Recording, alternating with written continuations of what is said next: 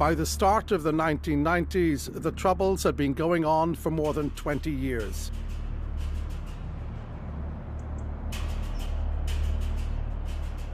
More than 3,000 people had been killed, thousands had been imprisoned. The scars were countless. The IRA was as far away from its goal as when it started, but still asserted its right to wage war. There's been strong condemnation of the IRA bomb attacks in Northern Ireland in which 6 soldiers were killed. And in the past half hour, another body has been found at the scene of one of the bomb attacks in Londonderry.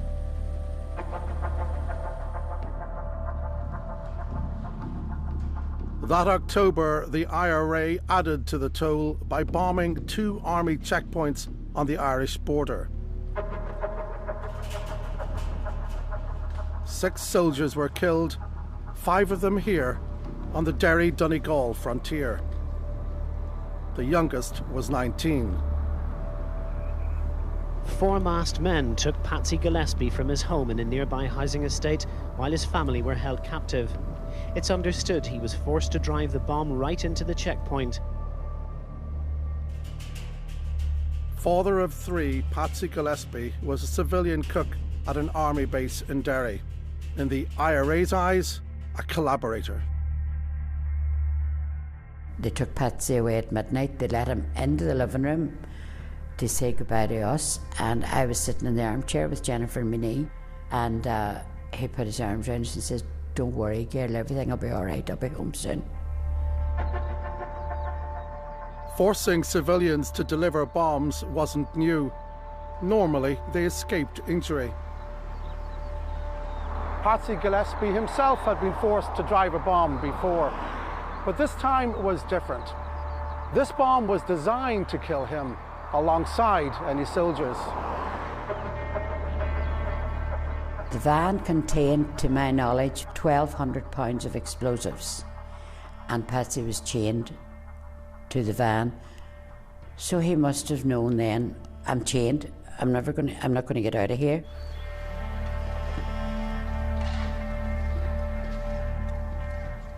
Her husband did shout a warning to the soldiers at the Cosquin checkpoint, but it was too late. I said to the detectives when we went to the mortuary at Altnagalvin, "Are we going to identify the body now?" And he said, "Coffin's closed, Camping." And that's when I thought, something not right here. Patsy was identified by a piece of flesh which was found attached to a part of a grey zip of the cardigan he was wearing when they took him away.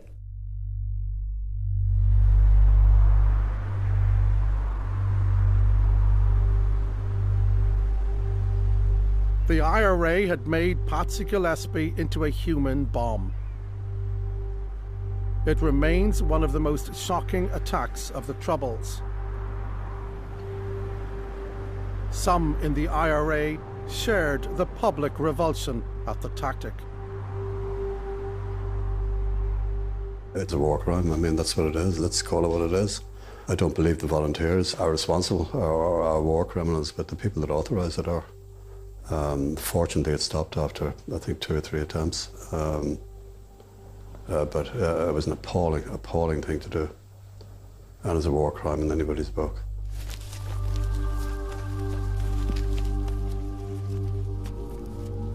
But many, if not most, in the IRA saw the human bomb as a successful operation.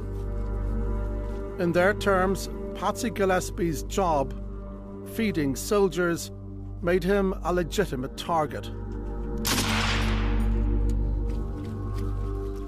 A senior member of the IRA justified the new tactic, speaking to a documentary team. An actor spoke his words. When you speak of the attacks at Cosquin, the attacks at Newry, were collaborators who were actively assisting the maintenance and supply of British terrorism in Ireland.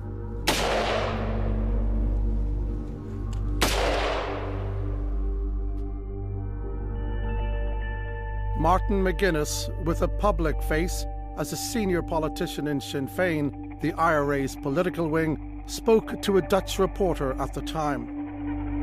The people who have been targeted by the IRA are themselves making a conscious political decision to take the British side in the conflict. So you see this as a justifiable punishment for human bombs? Well, the IRA see it as a I mean, it's not my job, it's not my responsibility to justify what the IRA does. I understand the reasons why it happens.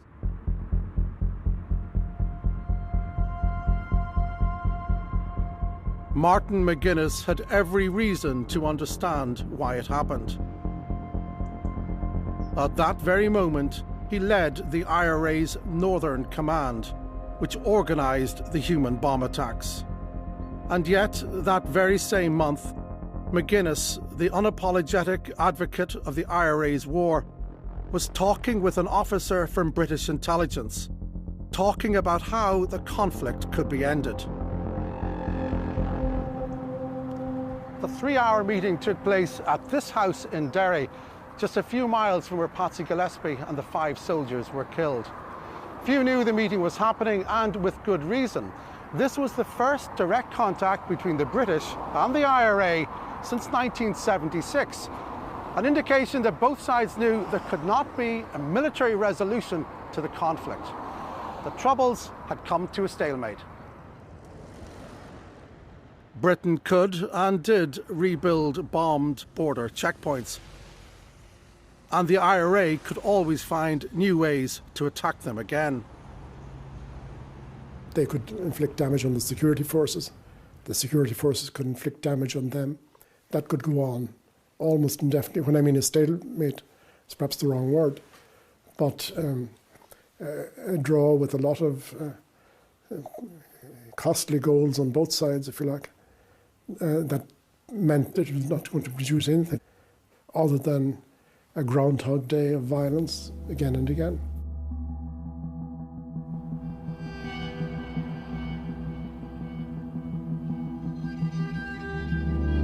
Out of sight, change was underway. Secret talks, instigated by priests at Belfast's Clonard Monastery, had been taking place between the leader of constitutional nationalism, John Hume of the SDLP, and the leader of republicanism, Gerry Adams. We developed, I think, enough trust in each other's just personalities to continue that dialogue through some awful incidences. Hume challenged Republican dogma. The greatest obstacle to progress was not the British presence in Ireland, but IRA violence. The greatest injustice in the north of Ireland today is acts committed by paramilitary organisations like the IRA. The taking of human life is the greatest injustice. Other injustices can be corrected. People can come out of prisons, but people cannot come out of their graves. But he was also listening to Adams, who had told him he was interested in finding a political alternative to the IRA's campaign. An opening that Hume brought to the attention of the British and Irish governments. In Shakespearean terms, you know, I was one of the people who was there to set the scene. Peter Brooke, the new Northern Ireland Secretary of State, had already concluded that Republicans might be ready to compromise. I had the sense that something was changing. There was, in fact, a debate going on within Sinn Féin as to whether the policy which they were pursuing, which was violent and significantly violent, whether it was, in fact, going to be successful on their side. Brooke wasn't alone in his conclusions. He had come to Northern Ireland with a new set of officials and a new approach. Not to defeat the IRA, but to take Republicans into politics. There was a group of us, and we all had a similar outlook, and in Peter Brooke we had a Secretary of State who was very sympathetic. I think all of us knew that conflicts never end with a straight victory of one side over another. That there is always, when there is a conflict, including violence going on a big scale, there has to be a political process as part of the resolution.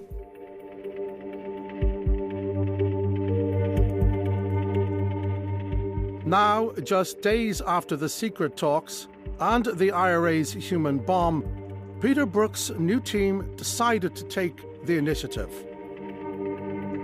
They arranged to send the IRA a message. In the view of Republicans, Britain ruled Northern Ireland as colonial masters. Brooke set out to directly challenge that claim in a speech. If in fact people were dying because people misunderstood the position of the British government, then it was extremely important that we actually got over what the situation was.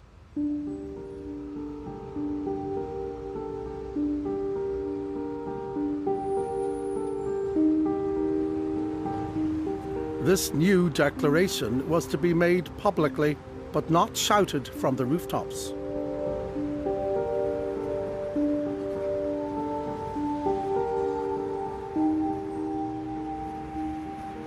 Peter Brooke and his advisors had crafted what they hoped would be a defining speech. They decided it would be better delivered here in London rather than Northern Ireland. The chosen occasion, the annual luncheon of the British Association of Canned Food Importers and Distributors.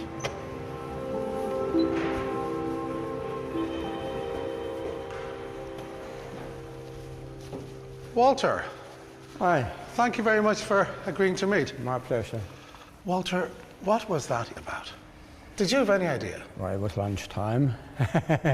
But it was amazing because nobody expected the policy speech. At present, a great number of these people clearly do not feel or wish themselves to be Irish.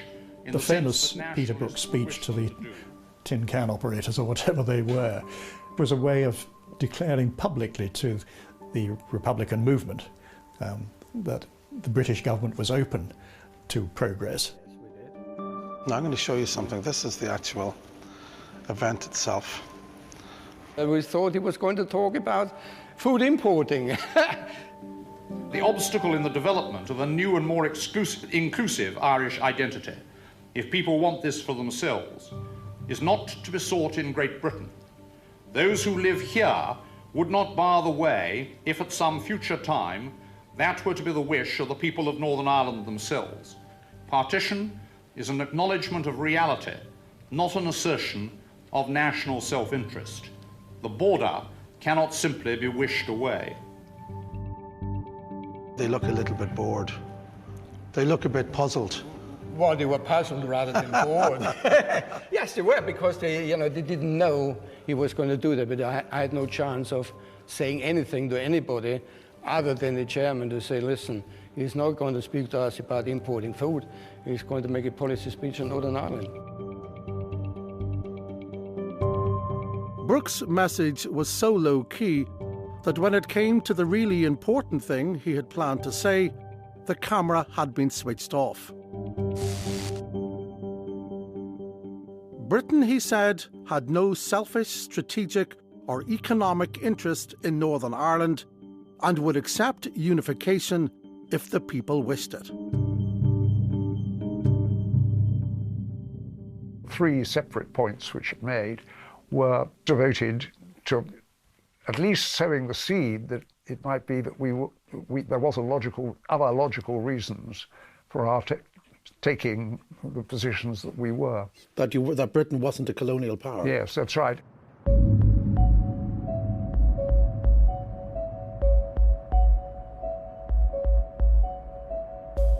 The real audience for the speech was the IRA leadership, which was supplied with an advance copy by intermediaries.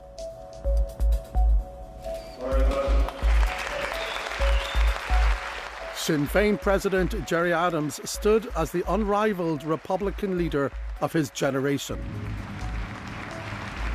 Our message is one of continued resistance and popular struggle. We are committed. For decades, he'd kept the movement united. We are not merely going to respond. Our message to the 1990s is a reasonable one. Britain out of Ireland, national self-determination for the Irish people. Saoirse, Tart, August Shearcoin. Go America.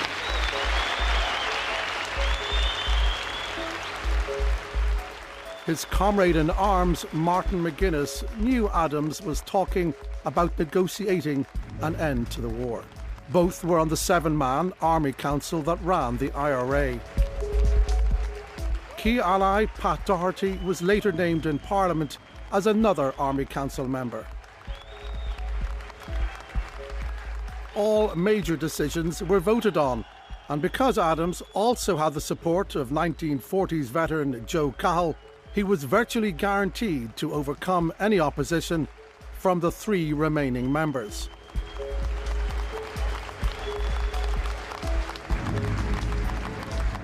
And because the Army Council had the final say on IRA matters, it meant Adams and McGuinness were the dominant force in the IRA. What was your understanding in 1990 then of where Gerry Adams was? That that part of the leadership of the provisional movement, with their mantra of the bomb and the ballot box, or the Armalite and the ballot box, in a sense shared the same analysis that we did, that the security situation was not a win-lose, it was a nobody wins, and that the only forward path was through some political dimension.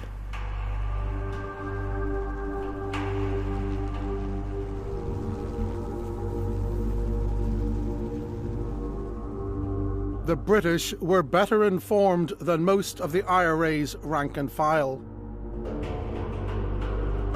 They remained focused on the armed struggle, believing bombs still carried the loudest message.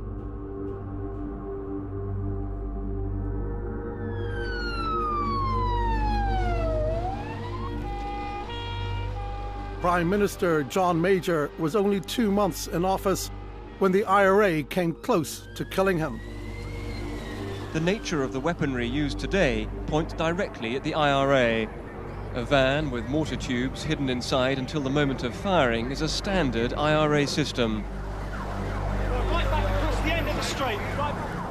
The mortars had been made by the IRA's engineering team, working with the IRA in South Armagh.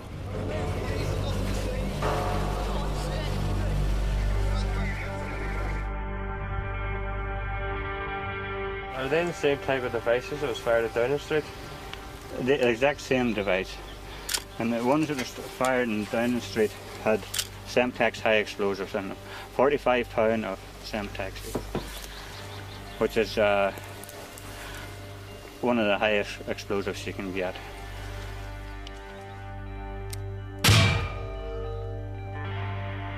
South Armagh was probably the most secure area at the time from a security point of view. Former US Marine John Crawley was an IRA veteran. He knew the value of South Armagh to the war. It was the jewel in the crown of the IRA, no question about it. You know, operation, I mean, 1 in 6 soldiers killed in the Troubles was killed within 3 miles of that square in Crossmaglen.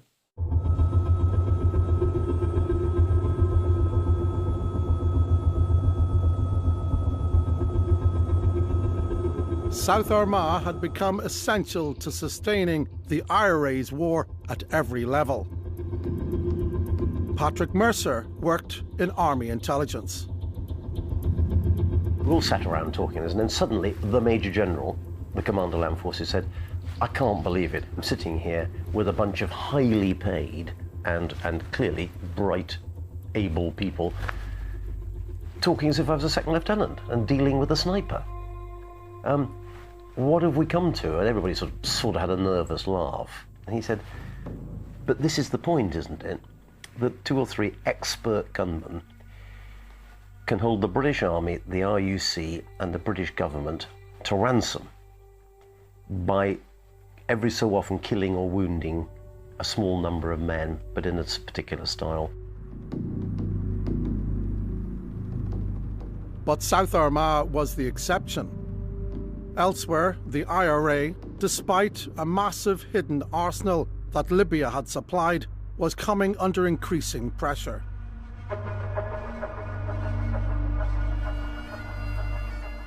Loyalist paramilitaries were killing more people than the IRA and using intelligence from the security forces to target Republicans and their families. There's been no official comment, but the incident bears all the hallmarks of a covert operation, and at this stage it seems highly likely that the SAS were involved. Informants and technical surveillance compromised IRA operations, leading to deadly ambushes by British Special Forces. The attrition rate was just so appalling, you know, the SAS. You know, the British intelligence services are obviously, you know, in a position to intercept most operations. Kieran Conway was a top-ranking IRA man across 3 decades. He had joined up in 1970. It was absolutely clear that we were losing if we hadn't already lost the war. And, you know, that it was time to cash in the chips.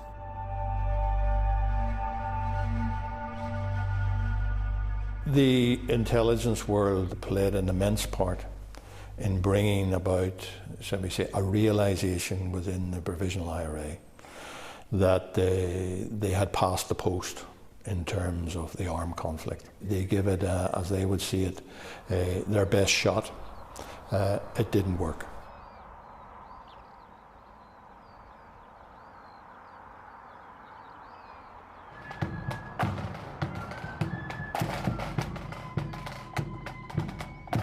This is the annual Republican commemoration of Wolfe Tone, an 18th century Irish revolutionary honoured for his role in shaping resistance to English rule.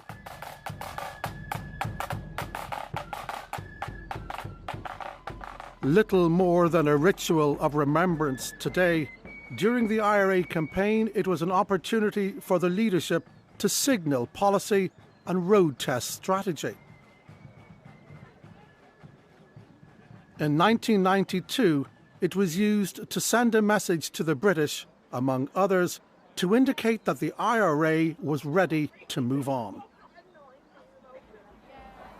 An ally of Gerry Adams gave a speech suggesting that the IRA had become trapped inside their own struggle. They should, he said, ask themselves if they had been deafened by the deadly sound of their own gunfire. Anthony McIntyre read the speech in a jail cell where he was an IRA prisoner. I recall that speech very well. The message that Gerry Adams was sent out to the Buttonstown speech in 1992 was that the IRA is open for business, that we are telling you that we cannot hear what has been said above the sound of gunfire. That's a clear hint that if we get real talks going, the sound of gunfire will no longer be heard. Adams, in effective control of the Army Council, was shaping the evolving political strategy and the secret talks. Who wants to be involved in a war? When it was obvious that issues could be resolved if there was political will to resolve them. With the approval of others, most predominantly McGuinness, he decided to explore the possibility of a peaceful outcome. I think that's what happened. It was concealed from the membership. My OC at the time would have been on the Army Council. He would tell me things occasionally, but he certainly never spoke of that. So I had no inkling it was going on.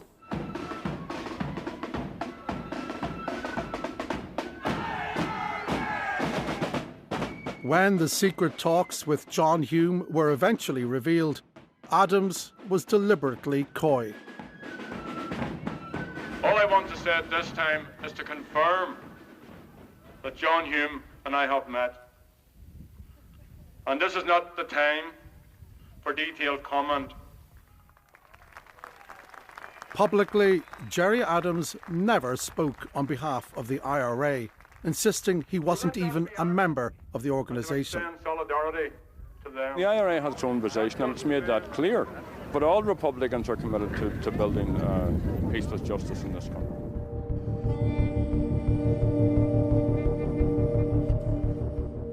Adams, the most influential voice on the IRA's Army Council, was doing a complicated dance.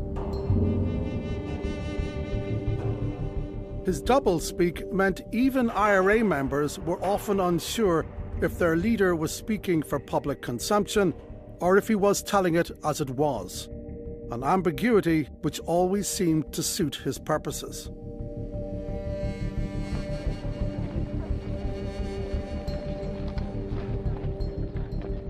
Outwardly, Gerry Adams stood with the IRA's continuing campaign, as when he carried the coffin of a bomber who died in an explosion which killed 9 Protestant civilians. None of the deaths were going to deliver the United Ireland the IRA had fought for. Adams had to revolutionise Republican strategy. Negotiations would be needed to be conducted through talks, not bombs.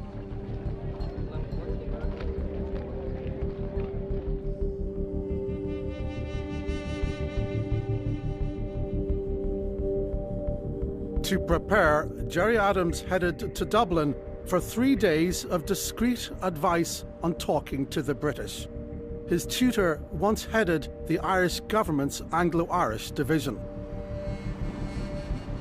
This is the first time Michael Lillis has spoken publicly about it. He wanted to get a feel for how it was to negotiate with the British, and to what extent could you rely on, their commitments. Clearly, in his mind, there was the prospect of engaging in some sort of operation of that sort. Negotiating with the British, yeah.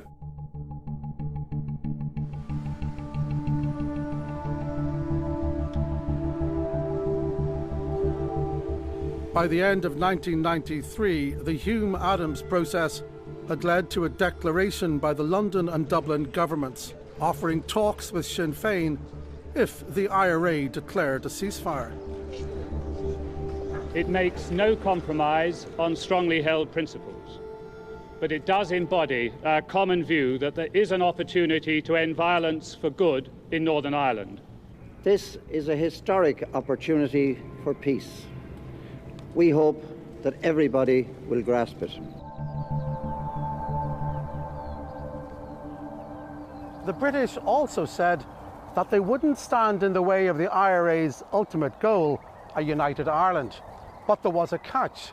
A united Ireland could only happen with the consent of a majority in Northern Ireland. That gave Unionists, at least in the immediate future, a veto over Irish unity. Kieran Conway was working in Sinn Féin offices that day. He was bitterly disappointed. John Major basically underpinned principle of loyalist consent and reiterated what had always been British policy from the outset. And I was in the Owen Fobrocht office watching the television there, and the mood in the room, might have been 15, 20 people in the room, was one of the deepest despondency. And then a call came from Belfast from Gerry Adams. He had said, "Don't worry, everything's moving in the right direction." And the mood in the room lifted. Everybody started smiling and they were all delighted themselves. I just looked around and I thought, fuck this, I'm out of here. And I walked out. Kieran Conway left the IRA that day, believing that it had become subordinate to Sinn Féin and the demands of politics. Unimaginable, only a few years before.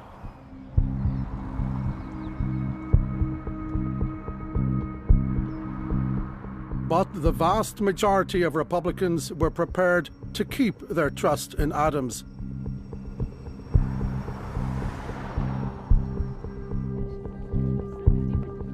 People like Colm Lynagh, whose brother was killed by the SAS at Loughgall. I think there was huge ambition for peace in Ireland, and it was time. There was very little detail in these discussions, assurances and promises that something major was afoot. The belief in and trust in the Republican leadership was such that few doubted that it would end in anything else other than the delivery of major gains in that process towards a sovereign socialist republic.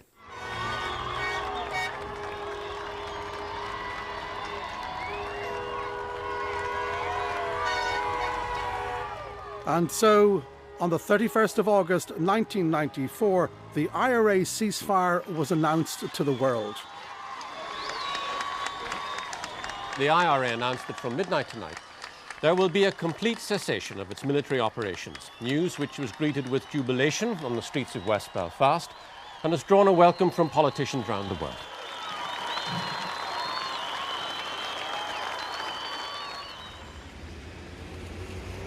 Republicans celebrated. After almost 3 decades of continuous violence, the ceasefire was branded a victory. This is a generation of men and women who have fought the British for the last 25 years and who are undefeated by the British.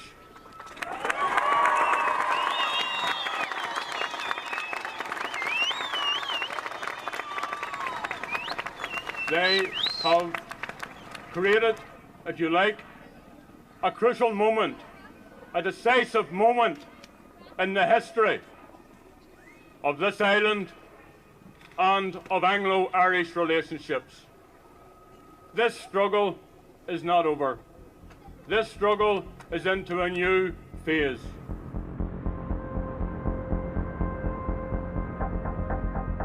The ceasefire meant Sinn Féin was now headed for the promised talks with the government. But not everyone was convinced it was a time for celebrations. No, I didn't join in celebrations that day. Turkey celebrating Christmas? No. IRA veteran Anthony McIntyre was and is a critic of Gerry Adams. The British offered the conditions on which they would leave this country, and those conditions were with the consent of a majority of people in the north. That was the condition that the British offered the IRA, and the IRA, after fighting that for 25 years, suddenly decided to say, this is a victory.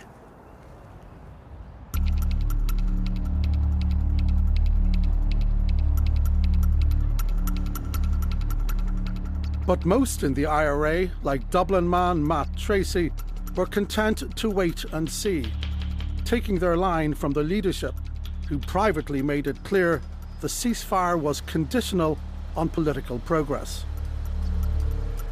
It was kind of the understanding that, yeah, it was going to be subject to review, and if given the impression that there was a timetable there, and that if that wasn't adhered to, then it would be all bets were off. Loyalist paramilitaries first characterised the IRA ceasefire as a surrender. But 6 weeks later, they followed suit. The permanence of our ceasefire will be completely dependent upon the continued cessation of all nationalist Republican violence. The sole responsibility for a return to war lies with them.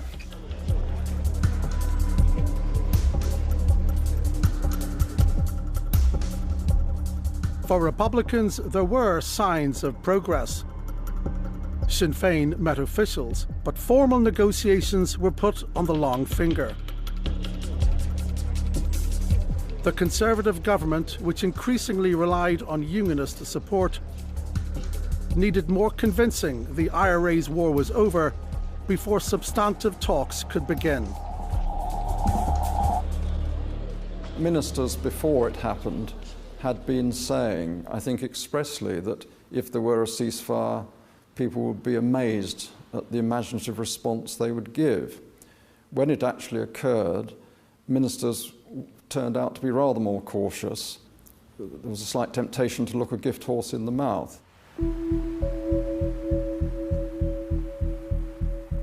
Soldiers adopted a softer profile, leaving their helmets in barracks.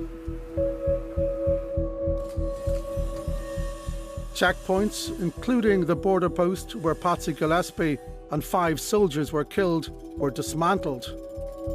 But no proper talks were on offer.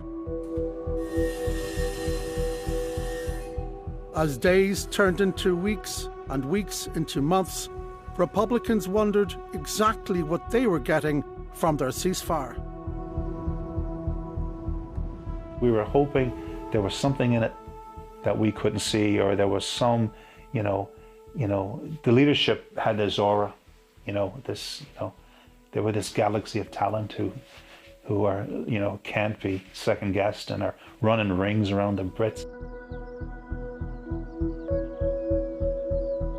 Colm Lynagh recalls how at one meeting in a country hotel in County Cavan, the organisers insisted on turning the sound system off for maximum privacy. It was an old veteran Republican from the 1920s there. People asked questions: what was the nature of the negotiations? Where were they headed to? What was happening? And very few answers, no answers in fact. Just assurance something big was going to happen. And the old man retorted by, we didn't really need to turn off the sound system, did we? Then, 7 months after the cavalcade and the celebrations in West Belfast, the government declared that Sinn Féin couldn't get into talks until the IRA started to decommission its weapons. Sinn Féin were furious. In their view, the government had changed the rules.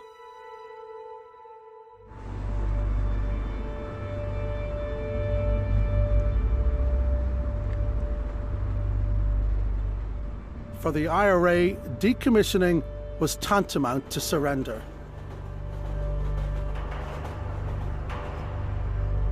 If in 1995 the IRA leadership had said we're going to decommission these weapons, what would the rank and file response have been?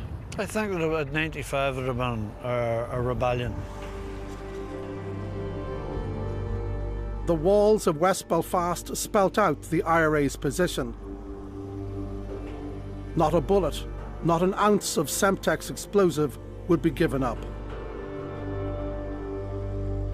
Of the moves made by the government side in the process, the early focus on decommissioning was the one which, with hindsight, or possibly even with foresight, was most obviously a mistake.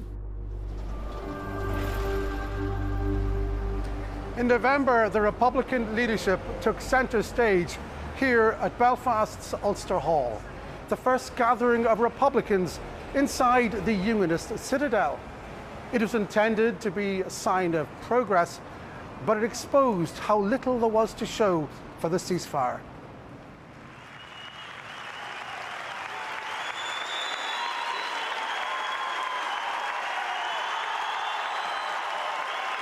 In my opinion, many people out there in the community, and I presume that the IRA are amongst them, are asking the question whether or not we have a peace process. And I think that many within the nationalist community are coming to the conclusion, very rapidly, that we don't.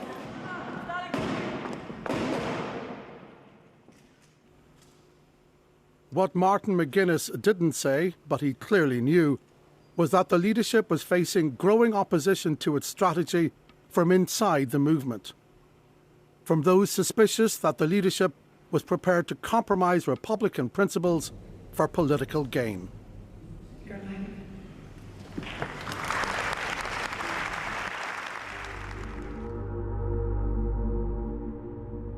It was time to turn the IRA's war machine back on.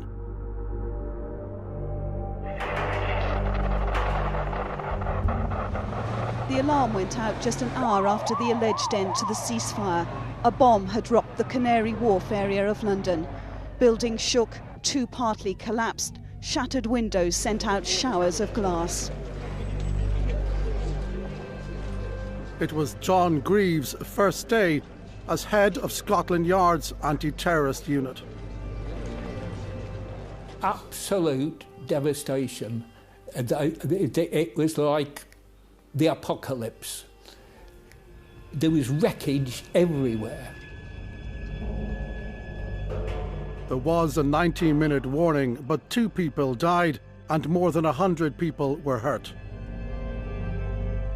The peace process also appeared fatally injured. It's an indication from the IRA that they continue to be prepared to threaten the peace process. The IRA's war was back on.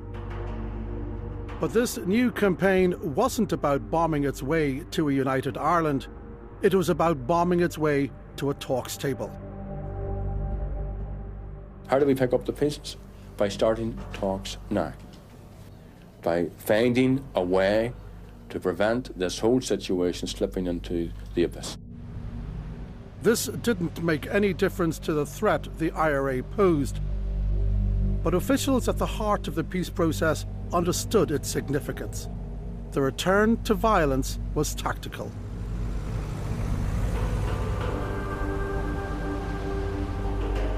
What were you being asked to do? What were you being told by your political masters? I don't think it was what our political masters were telling us. It was what we were telling them. And what were you telling them? Keep calm and carry on.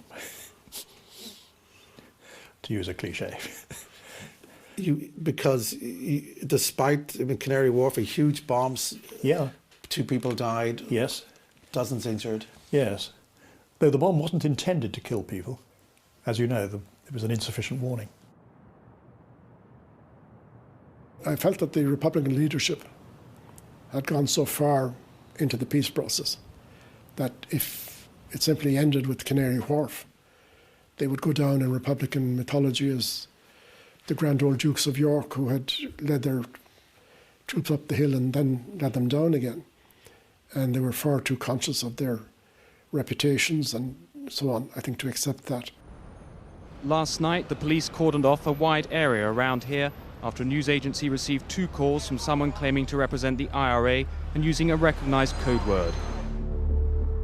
IRA bombers were now focused entirely on England.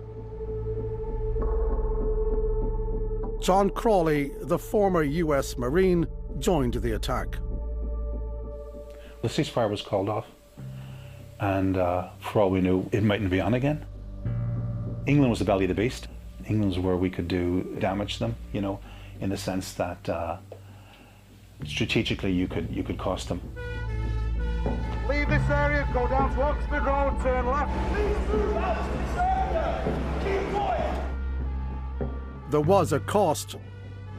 The IRA devastated the centre of Manchester with a huge bomb in June. But the IRA campaign began to fall apart under familiar security pressures. Slowly coming across towards the jetty. A massive surveillance effort by the police and the intelligence agencies led to one breakthrough after another. IRA member Dermot O'Neill was killed by the Metropolitan Police. This is the actual recording of the police raid that led to his death. We're on the deck.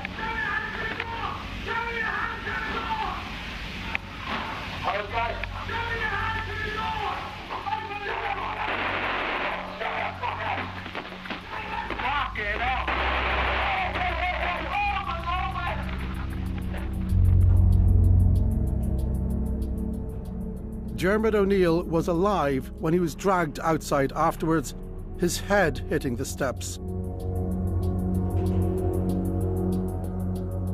Shot 6 times, he died shortly afterwards.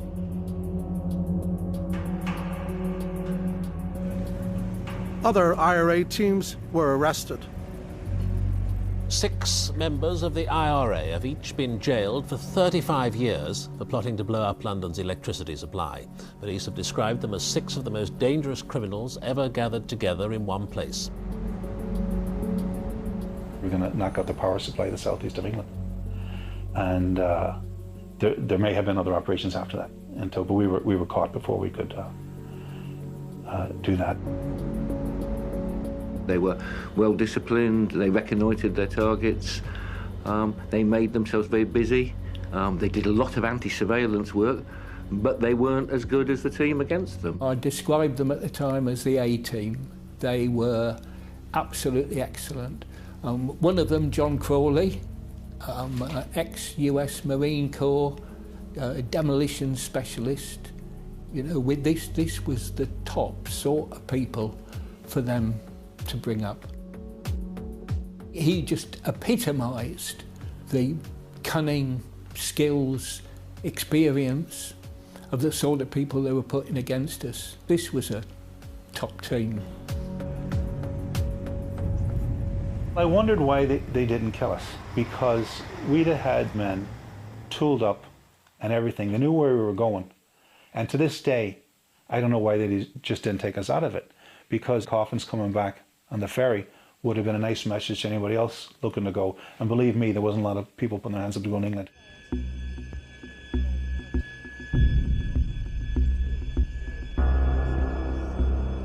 The IRA's New England campaign ended with 2 of its men dead and some of its most experienced men in prison. Significantly, it didn't bring Republicans into negotiations.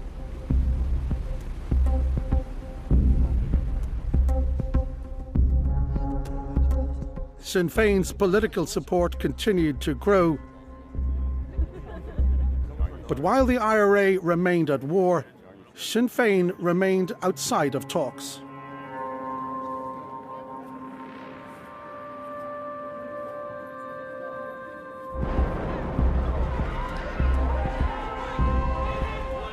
There were no warnings for either device. The second apparently left near the base's medical centre in what looks like an attempt to catch those injured in the first blast and those helping them.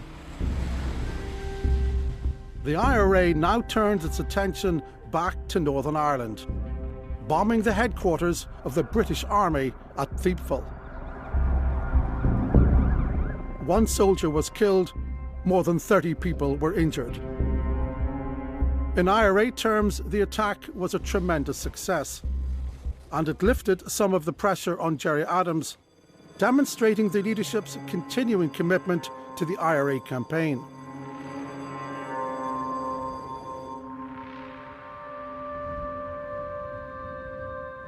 But it didn't convince all of Adams's critics. They were about to attempt a coup.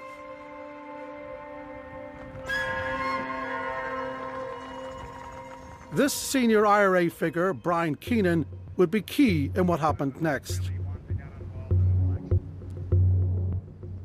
In the 1970s, he had masterminded an IRA bombing campaign in England. Now he was spelling out an uncompromising message. Don't be confused about things like decommissioning. The only thing that the Republican movement will accept is the decommissioning of the British state in this country. 3 weeks after bombing the British Army headquarters, the IRA held an army convention, the first in 10 years. IRA conventions, where delegates from every corner of the movement could vote, determined policy and key appointments.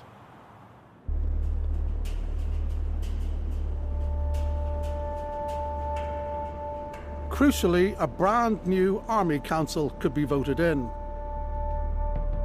Critics of the peace strategy, led by the IRA's quartermaster Michael McKevitt, hoped to neutralise Gerry Adams and rebalance the Army Council with people they saw as hardliners.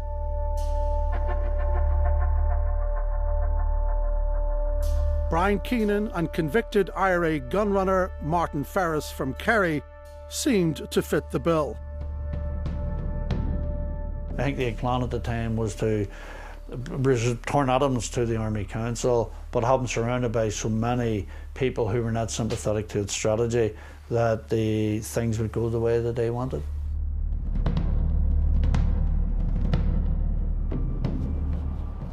But the plans went awry.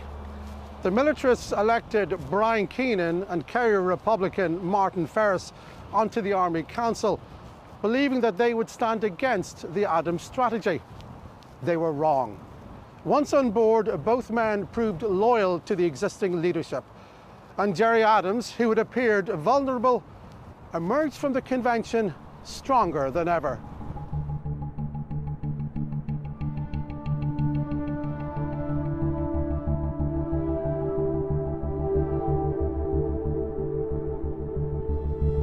The IRA's war did continue, but by comparison with the early 90s, with fewer fatalities.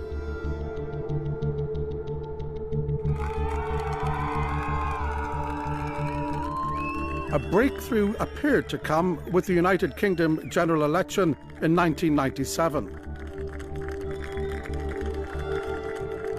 Martin McGuinness and Gerry Adams were elected to Parliament.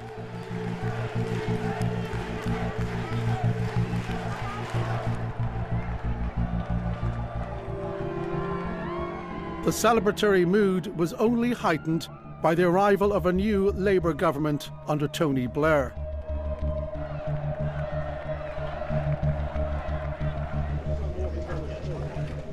Soon followed by the arrival of a new government in Dublin under Bertie Ahern.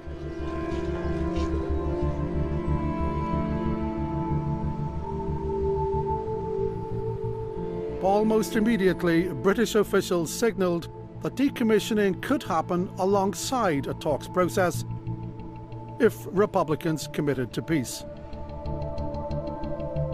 It was an open invitation to proper talks for Sinn Féin if the IRA's war ended, but it didn't.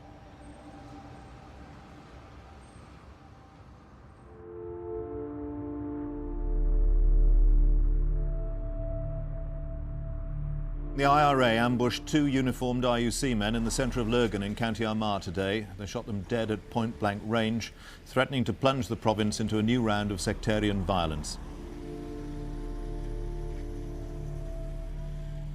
The IRA killings of beat policeman John Graham, father of 3, and David Johnston, who had 2 children, were shocking. Even to a population used to the myriad horrors of the Troubles.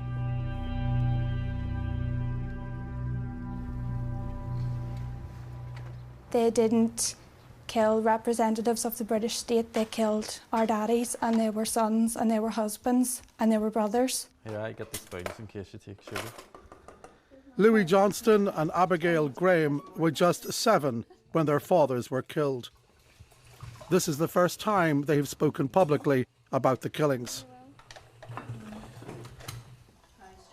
I just remember thinking that, okay, at that age, my dad's not there, I need to step into his shoes and try and help my family as best that I can. I think that's, from that day I knew that's how I felt, that what I had to do.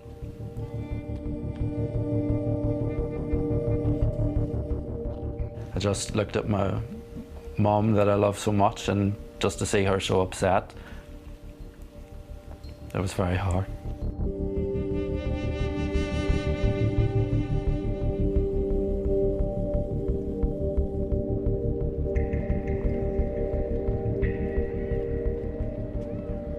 For me, the most difficult part is just the way they played both sides of the game. They had a political mandate when the Sinn Féin had a political mandate when our fathers were killed.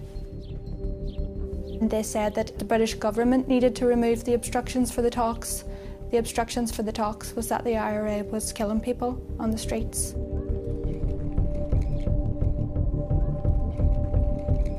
Just over a month later, the IRA declared a second ceasefire.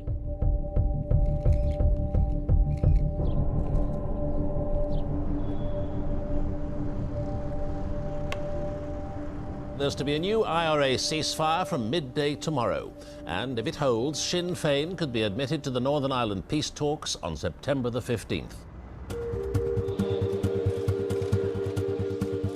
I think it's a momentous decision by the IRA. I commend them for it. I think it places a very clear onus on people like me, on people like Tony Blair himself. Once again, inside the IRA, very few knew in advance what was happening. Again, this caused some dissension, but the majority of IRA members were supportive. I didn't expect it. But my reaction was always hoping that there was something in it I couldn't see. The Brits want to leave and they need the space to leave, and you'd hear all this stuff and look at all that gear came in from Libya and that's sitting there. But there wasn't much more to it. There was no more room for the ambiguity that had served the leadership for so long. In order to get into talks, Republicans not only had to concede the principle of consent, but they also had to agree that no longer could they claim the right to wage war.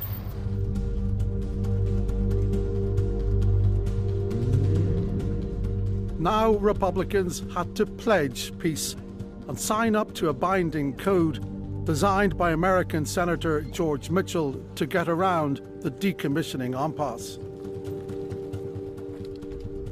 What came to be known as the Mitchell Principles required a commitment to nonviolence by anyone who entered the talks. So the issue was not whether they would give up their weapons, but whether they would give up the right to use any weapons they had in the political process. Essentially, no use of violence to advance political causes.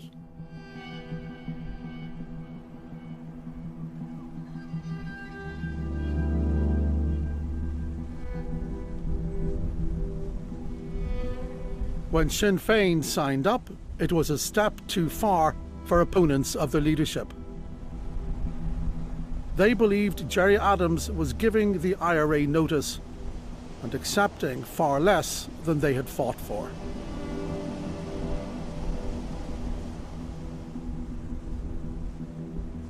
The inevitable confrontation played out at another IRA convention at the remote Donegal village of Falcarra that October.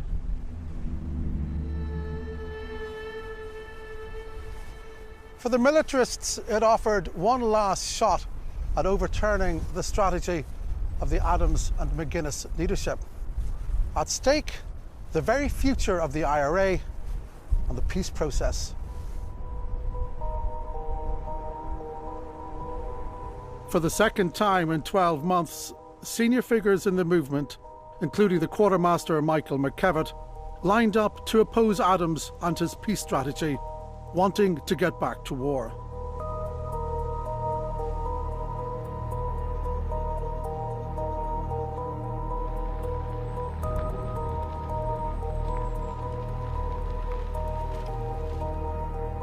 An Irish police officer, Martin Ridge, wrote a report on the convention for his bosses.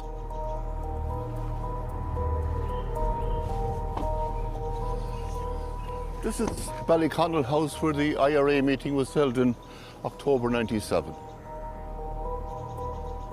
There would be approximately 80 people, we were told here, you know, and again, they stayed up all night, didn't sleep in their beds at all. Did the guards have any idea what was happening here? Not a clue, no.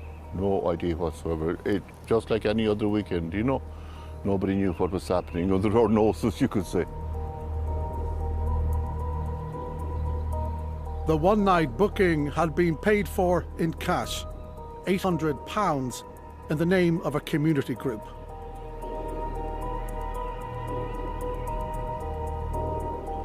The Mitchell principles of non-violence dominated the debate. Opponents of the leadership argued the IRA couldn't agree to them.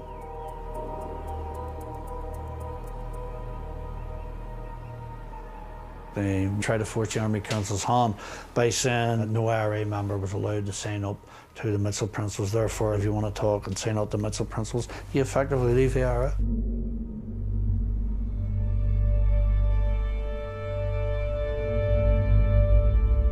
I have spoken to several people who were there that night, including some centrally involved. They told me that the opposition was relying on Brian Gillen, named in Parliament as a senior member of the IRA, to back them.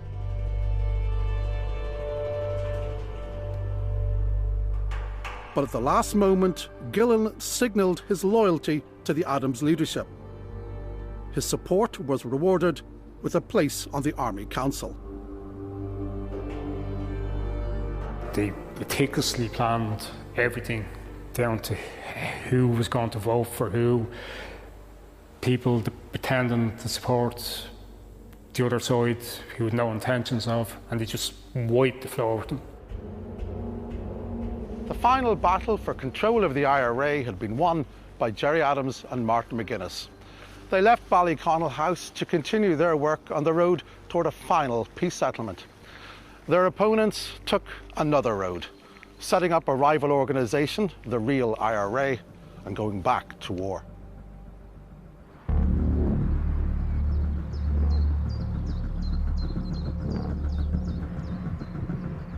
It was a defining moment for republicanism, the point where politics trumped the military strategy. But it set off a contest for the allegiance of the rank and file. Adams and McGuinness were going around the country to support the efforts into the talks, which started in September '97. McKevitt was going around doing the exact opposite. He was building up the real IRA, but trying to convince those who had been in the real IRA, or had been in the IRA, to move to the real IRA. And it was his efforts that were worrying us, because they were working very hard and they were having success.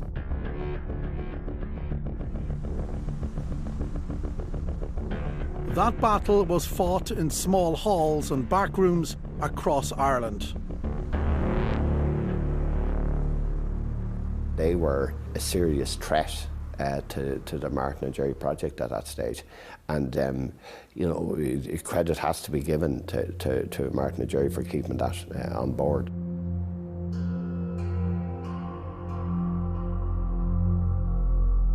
Most Republicans chose to stay with the project.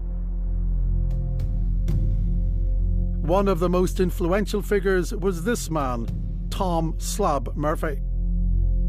Murphy, from the military stronghold of South Armagh, was the IRA Chief of Staff and a long-time member of the Army Council. He ensured that the vast majority of the IRA membership in South Armagh stayed on board. Adams and McGuinness would talk a lot about South Armagh and the importance of carrying South Armagh with them, but they would never present them as difficult. In fact, they would say they were the greatest champions of peace in the whole movement.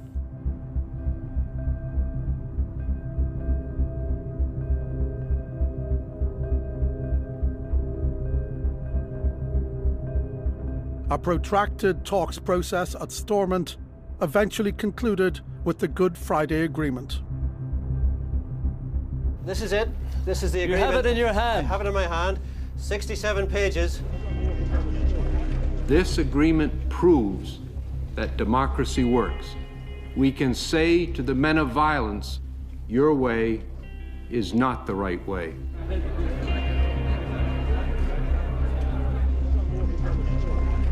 David Trimble, who led the Ulster Unionist Party, then the largest unionist group, agreed to share power with nationalists, including Sinn Féin. I look forward to the future. I hope that the people of Northern Ireland will endorse this agreement. I hope that we will be able to move together, forward together, in a positive way. Sinn Féin has a vision of the future, of an Ireland free from division and conflict, a society in which there is equality for all citizens, and where all our people can live together in peace. And we believe that this can be achieved in our lifetimes. It was an historic compromise involving all the major political parties in Northern Ireland. but not Ian Paisley's Democratic Unionist Party. Ulster is not for sale!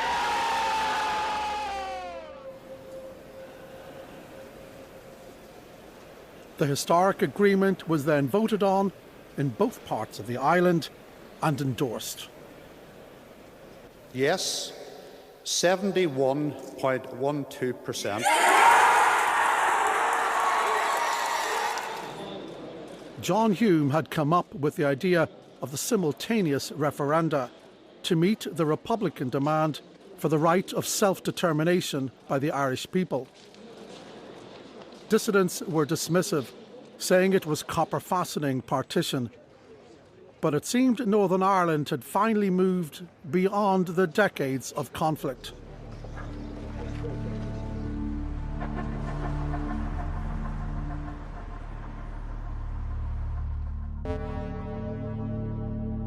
Here, Spanish tourists enjoyed the new atmosphere in Omagh, County Tyrone. But the car behind them contained a £500 bomb. Miraculously, the two people in this photograph survived what happened next. The photographer did not.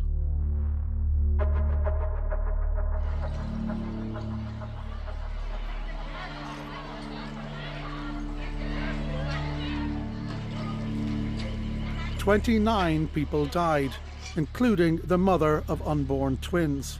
It was the worst single act of violence in the entire Troubles, carried out by those IRA members who split after the showdown in Falcarra.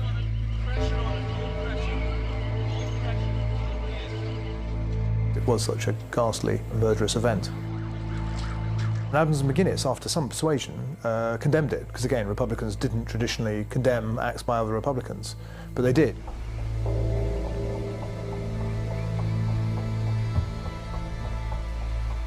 Martin McGuinness had once made car bombs.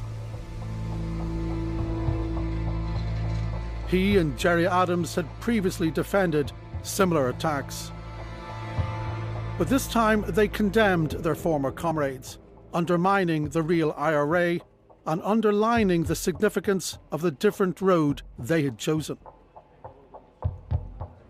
It was quite a big decision for them, and I imagine it cost them something internally to do so. But if they hadn't, we could have lost the Good Friday Agreement at that stage after the Omagh bomb. After such horror, support for the breakaway dissident Republicans was minuscule. The planned release of paramilitary prisoners began on schedule just 3 weeks later. The near universal condemnation of the Omagh bombing emboldened former enemies to sit together and eventually share power in a restored Northern Ireland government.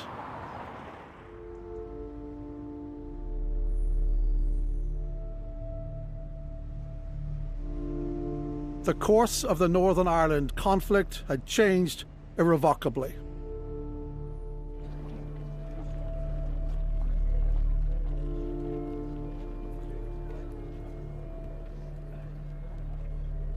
In 2004, Republicans gathered in Belfast for the funeral of Joe Cahill, a key Adams ally and a founding member of the Provisional IRA.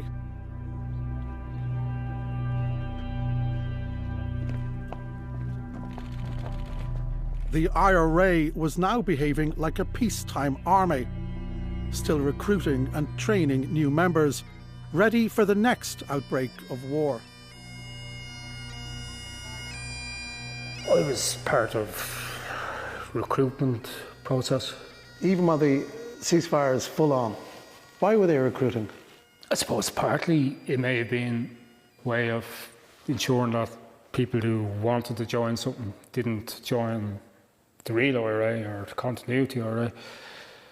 But also that people hadn't kind of gotten around to accepted the idea that the IRA was going to cease to exist at some stage.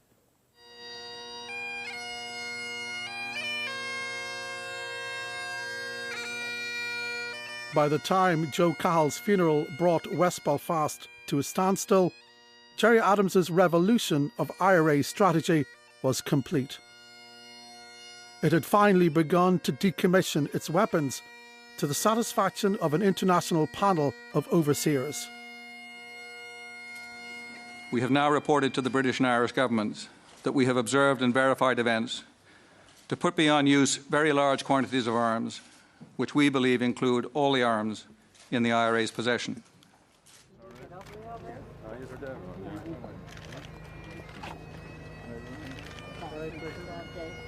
Few recognised it at the time, but Cahill's funeral marked the end of an era.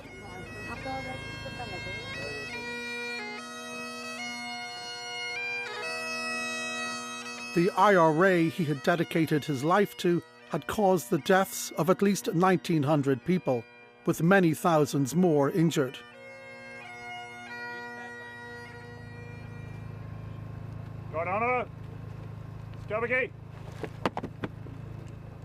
IRA rank and file had paid with their own lives or with long prison sentences.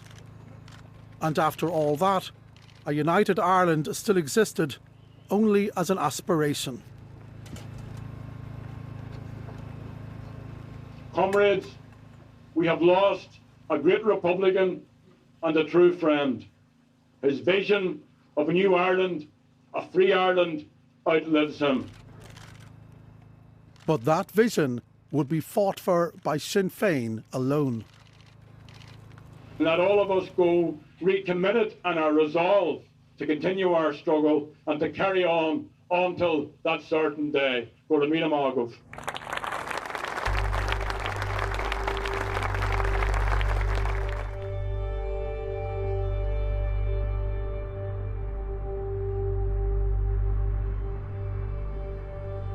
If a united Ireland was to happen, it would happen without the IRA. The following summer, members of its Dublin Brigade were called to a meeting. 50 or 60 people there, maybe. The person who was sent down was a prominent member of, or had been a prominent member of the IRA. He was on the Army Council, as far as I know. Stated the blunt, he said, "That's it, lads. It's over, it's finished. The IRA has been stood down. If you want to be involved in politics, join Sinn Féin, that's it." There was people nearly crying, and they were, "What are we supposed to do?" And he said, "I just told you what you can do. Join Sinn Féin, get involved in your union, get involved in real politics. It's over, it's finished. There's no more IRA." A final decisive public statement followed. The leadership of Óglaigh na hÉireann has formally ordered an end to the armed campaign. All IRA units have been ordered to dump arms. All volunteers have been instructed to assist the development of purely political and democratic programmes through exclusively peaceful means.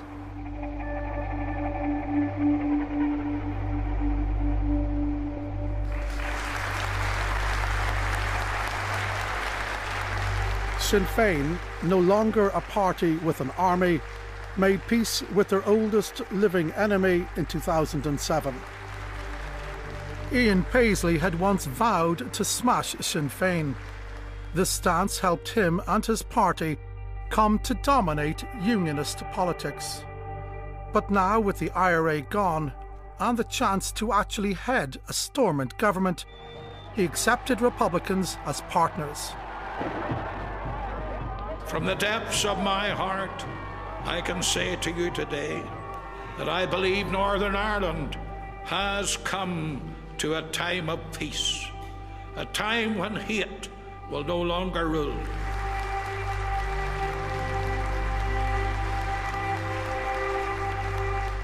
Deputy First Minister Martin McGuinness had once vowed to smash Stormont, but now sat at its head.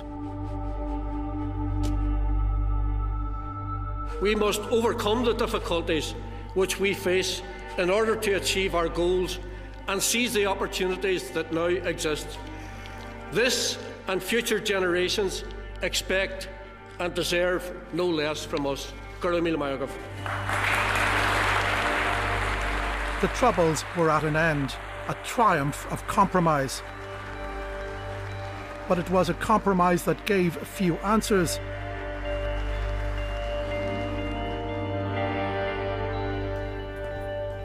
and as we are about to reveal, left many secrets in its wake. Many are held by the paramilitaries. Others, held by the state, have been hidden even from those charged with searching for the truth. We've got something like 1 million documents, tons and tons of paper. But there's a large cache of intelligence and other documentation elsewhere in Derbyshire, which we had never seen. No one has ever told us about it. And that may well take this story further. And if it does, it needs to be exposed.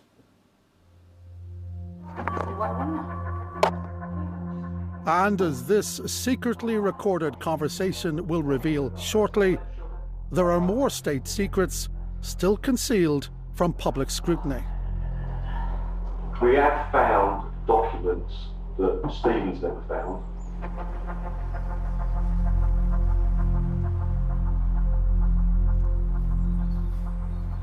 This series began in the political furnace of the 1960s, when demands for reform and the bitter resistance to those demands effectively burnt down the Northern Ireland regime.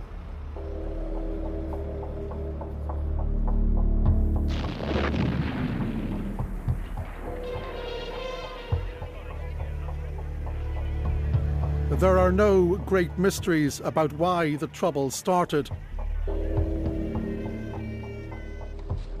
What has been less clear is why the fighting came to an end.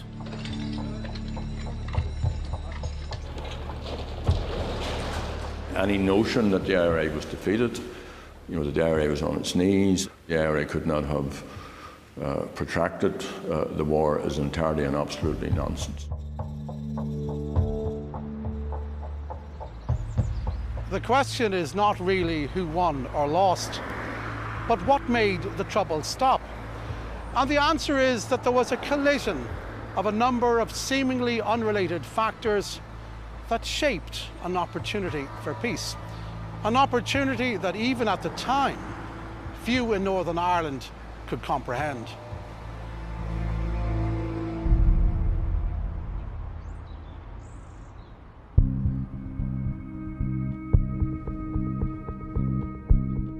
When the IRA delivered the 1994 ceasefire, it had the armoury to sustain its war almost indefinitely.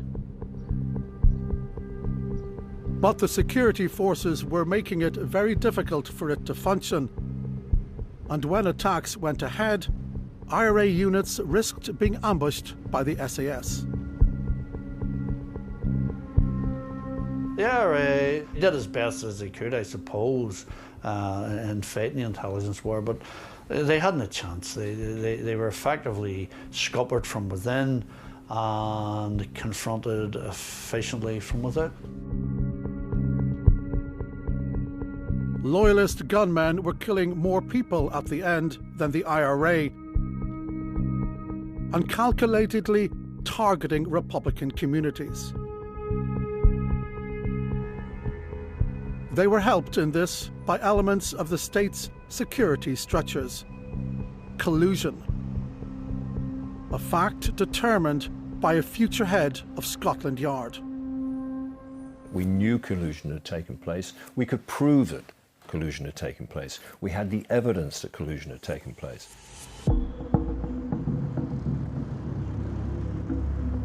And then, perhaps the most important factor of all, the war without end was transformed by talking. The biggest human problem facing our society was violence in our streets. If thousands of soldiers in our streets couldn't stop the violence, if I could save even one human life by dialogue, it was my duty to do so.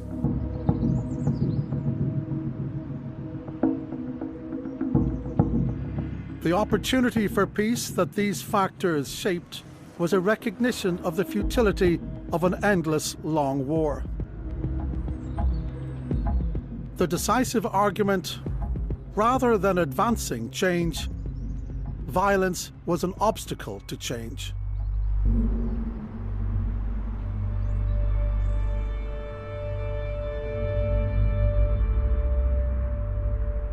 the legacy of the Troubles has not gone away.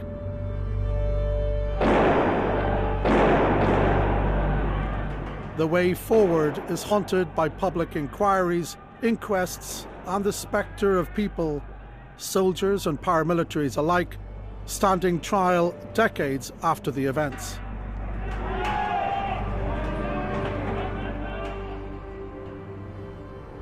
After the thousands of deaths and the maiming of many thousands of others, the biggest legacy of the Troubles is the search for the truth about what actually happened. And without the truth, it seems there can be no reconciliation. Instead, the conflict has become a contest over versions of the past.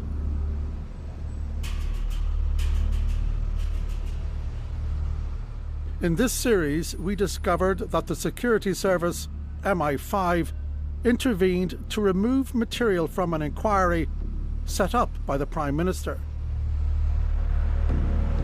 But we have also learned that there are even more secrets that have been kept by MI5 and other agencies, out of reach for hundreds of reinvestigations, reviews, public inquiries, and court cases.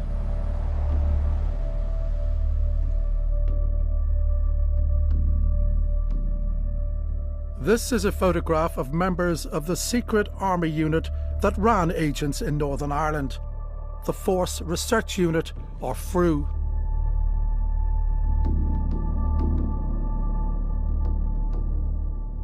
This man, Ian Hurst, secretly recorded a senior English police officer last year. July, we bought it on the 2nd of July. They were meeting about the latest investigation into Freddie Scappaticci, who denies involvement in multiple murders while working as a British agent in the IRA.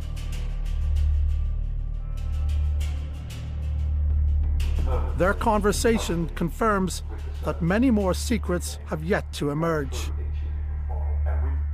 We have found documents that Stephen's never found, thanks, which are very telling about the role that our man played in certain things. In a redacted form, and the fuller version. The detective revealed his team has been working full-time inside the security service MI5, continually unearthing new material. And then as time, what we've now, or what we've been doing for quite a while now, is that we have a permanent team, basically, with the service, with them, going through each individual file. And if people have deliberately got rid of stuff. What I take from that, yeah, right, is, again, so the service have kept the master file. The service have kept a lot more than... But it's not complete. I wouldn't say it's complete. But, yeah. but a lot more than... Yeah, and we're finding material... That's fair. We're finding material that they've got that wasn't in the Stevens material and wasn't in the possession of the MOD. But okay. So. Yeah. The detective indicated that MI5 had kept material that other agencies had destroyed. I think there are documents that the service have kept that probably they should have got rid of. And that's the tree we keep shaking. Yeah. And a little bit more will come out. A little bit more comes out all the time. And I would say, on average, at the moment, every couple of weeks, we're finding a new document that we haven't seen before, or a document that was given to us originally, or given to the Stevens team, can I say it, in a redacted form, and the fuller version is with some of the different agencies. In October 2019, 16 years after investigations into Scappaticci began, this latest inquiry recommended a variety of charges against him and others. But beyond this investigation, the great revelation is that a huge cache of secrets is still hidden from the public, the existence of which now cannot be denied.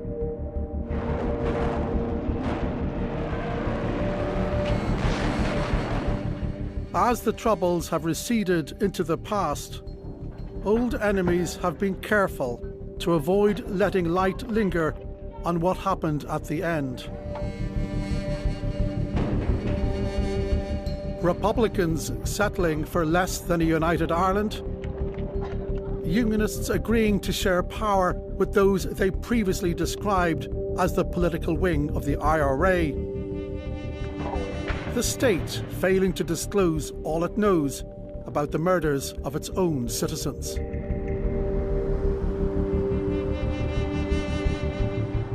This series has been a secret history of the Troubles, but it could never be the secret history because so much remains buried, hidden from public view.